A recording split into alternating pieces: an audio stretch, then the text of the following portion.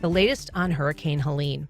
The rapidly intensifying storm is headed toward the eastern panhandle, but impacts are already making their way to the First Coast.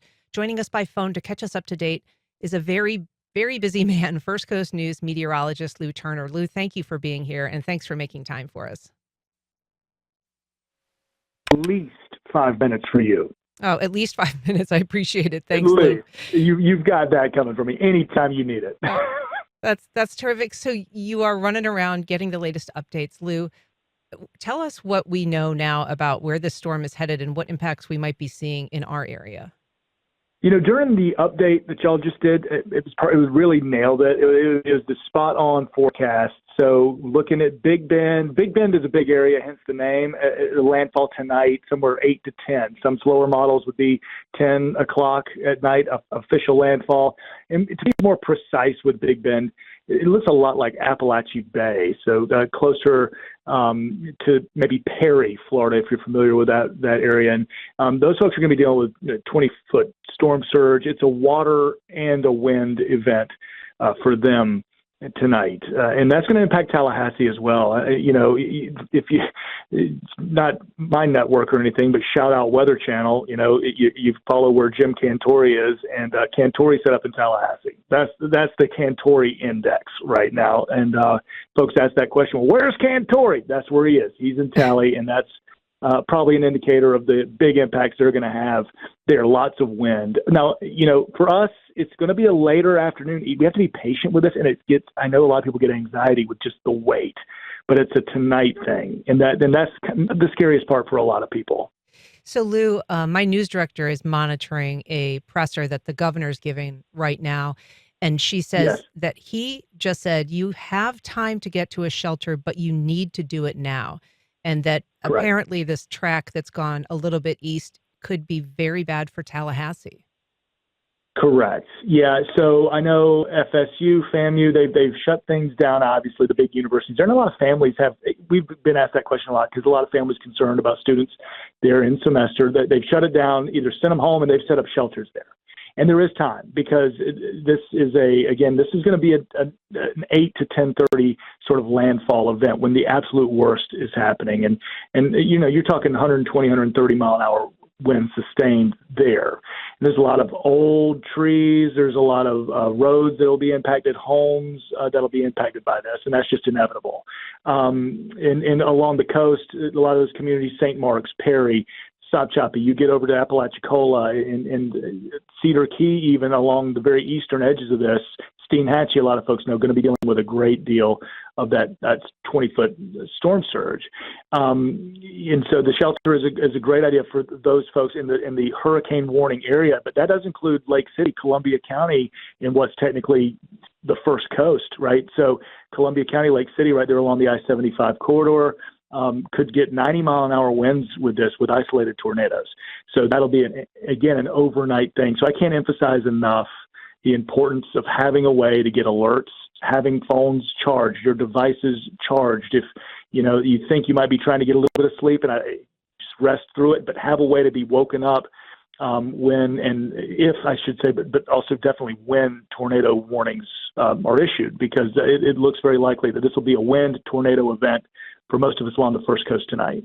And we're not seeing local evacuations here, but we do know that there's a point at which it is not safe for people to leave. Do you have a sense as to when that is, if someone is going to evacuate, when they need to do that by?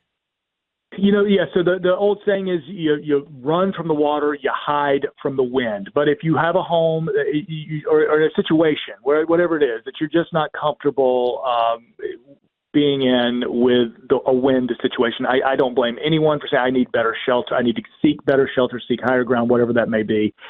You probably need to be in a good, comfortable place before 6 o'clock tonight. I think 6 p.m., it's like a volume knob. We're turning the volume up on this thing slowly, starting around a little after lunch. And then by 6 o'clock tonight is when things really ramp up and the waves of these bands start coming on shore, right? So you get the feeder bands. So certainly the eye wall is going to be 150 miles away from us. But with the feeder bands coming off the Atlantic and feeding back into it, you get these spin ups happening.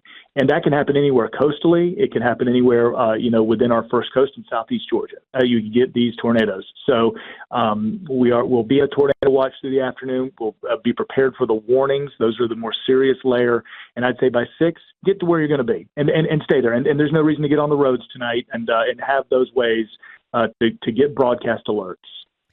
Well, Lou Tuner, we know that you're going to be on the air and monitoring this storm heavily for the next 48 hours. But thank you for making time for this.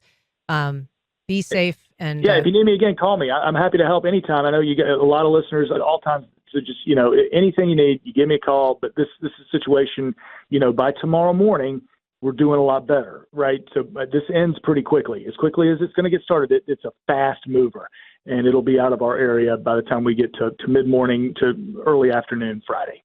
Well, that's a good piece of news, and we appreciate it. Thank you, Lou Turner from First Coast News. Thanks so much. Anytime. Take care. We're going to turn now to the city of Jacksonville's Emergency Preparedness Division Chief, Andre Ayub. He is on the line. Good morning, sir. How are you? Good morning, Ann. How are you, ma'am? Thanks for having me. Thank you so much for being here. So what can you tell us ahead of this storm right now in terms of what the city is seeing and what the city is preparing for? Absolutely. If you've heard Mayor Deegan and Angie Andietti at NWS, we've done several press conferences and also through our Jax Radio app.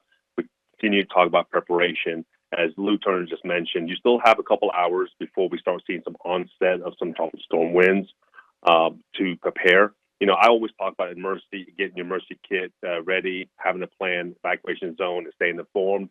So this is the big thing right now, just being prepared.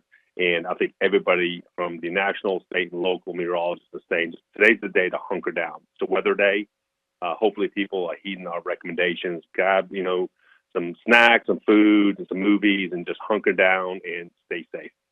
And so what, if any, impacts on city infrastructure are you anticipating? No, that's another good question. So, the information I'm getting, as Lou just mentioned, our peak time today is going to be from 6 p.m. to midnight. We're looking at sustained winds about 45 miles per hour, which is tropical storm force winds, and gusts up to 65. So that could impact trees. We've, for the past, 2-3 weeks, we've had excessive amount of rain. So that impacted the trees being uprooted. When trees are uprooted, they fall on power lines. Then you got water, that's on roadways. So there's so many things that could potentially happen. But let me tell you the awesome thing, and I'm proud of to be part of this. And here at DOC, our collaboration with all our partners from JTA, JEA, Public Works, JSO, JFRD, and many Red Cross, Department of Health. We've got so many partners that are here, and we're all on the same page. So whatever the need is, all the partners are here and ready to deploy and assist our community. So in terms of the heaviest period that you're anticipating, is there a time that you're telling people to just stay off the roads? I mean, was that kind of the 6 o'clock threshold that you and Lou have both mentioned? Well, let me tell you, I would actually, and then I'm not going against Lou because that was great information. I mean, you're going to start seeing that, around noon today. Noon today, it's about 6 p.m. You're going to see some sustained winds up to 40 miles per hour, some gusts up to 60. So I would tell right now, you're talking about 9:13 a.m. I think you have a couple hours. If there's some things that you haven't got for your kid or for the house, you got a couple hours to get that and then hunker down by noon and just stay home. Stay home for the remainder of the night, and a lot of information that we're getting, especially you mentioned the governor's report right now. All the meteorologists saying that this storm is fast moving and it's going to be out of here fast. So hopefully by early Friday morning, the storm is going to be gone, and then people, hopefully we don't have any significant impacts and people can go back to their regular day-to-day operations. What about power outages? Are you expecting that to be a widespread problem on the First Coast? Like I said, that's a potential, but we're prepared. If you heard the CEO from JEA, she's talked a lot about that. She's got some more resources from throughout the country here staged up. So they're preparing for the worst, but hoping for the best. So if that happens, we have the resources here to address it, and hopefully it's going to be a short time period that people are out the electricity. Well, we've been talking to the city's Emergency Preparedness Division Chief, Andre Ayub. Sir, hopefully we will be able to check in with you again. Thanks so much for joining us this morning, and please be safe out there. Thank you, ma'am. Have a good day.